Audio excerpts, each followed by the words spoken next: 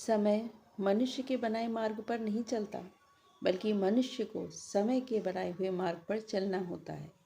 और ये बात जो भली भांति समझ लेता है, वह दुख, सुख, आशा और निराशा में ज़रा भी विचलित नहीं होता है। अपने हालात से निराश मत हो, घबराओ मत, परेशान मत हो। अगर समय आज आपको नहीं दे रहा है, तो ईश्वर ने आपके लिए कुछ और अच्छा सोच रखा है। हर चीज़ का अपना एक कारण होता है। अगर साईं आज तुम्हें कुछ नहीं दे रहे हैं, तो उसके पीछे अवश्य ज़रूर कोई ना कोई कारण होगा।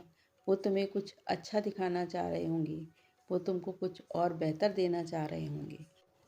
जब भी तुम अपने मार्ग में अटको, तुम्हें रास्ता न सुझाई दे, तुम्हें समझ में ना आए क्या करें, तो बस ये 4 बातें ध्यान रखना।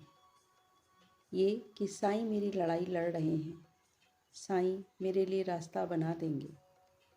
प्रार्थना सबसे बड़ी दवा है और मुझे उन पे भरोसा रखना है।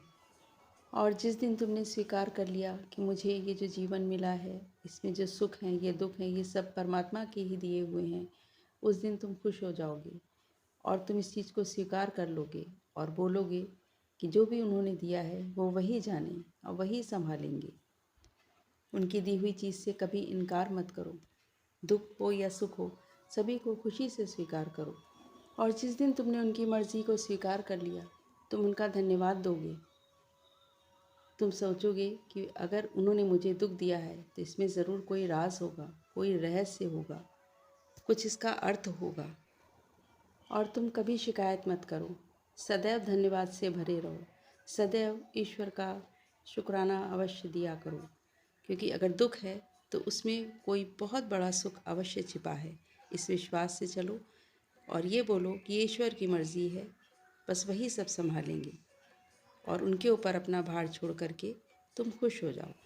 मुझे पता है कि ऐसा करना बिल्कुल भी आसान नहीं है, इसमें बहुत कष्ट होता है और ऐसा करने के लिए आपको बहुत संयम लगता है और बहुत समय भी लगता है। लेकिन जब आपके पास कोई दुख आता है तो आप निराश ज़रूर होते हैं, ये भी मैं जानता हूँ। लेकिन अगले ही पल आपको उस दुख में, उस निराशा में भी एक खुशी की झलक नज़र आने लगती है और तुम फिर बोलते हो, बाबा आपने जो किया सही किया, ये कुछ मेरे लिए संकेत था। और मैं सदैव तुमको ऐसे ही संकेत देता हूँ। तुमको शुरू में तो लगता है कि ये अच्छा नहीं किया बाबा ने मेरे साथ, तुम्हारा विश्वास डगमगा जाता है, तुम विचलित हो जाते हो। लेकिन अगले पल, दूसरे ही समय में तुमको लगता है कि नहीं, ये अच्छा हुआ, ये शायद मेरा निर्णय गलत था, मैं गलत निर्णय लेने जा रहा था।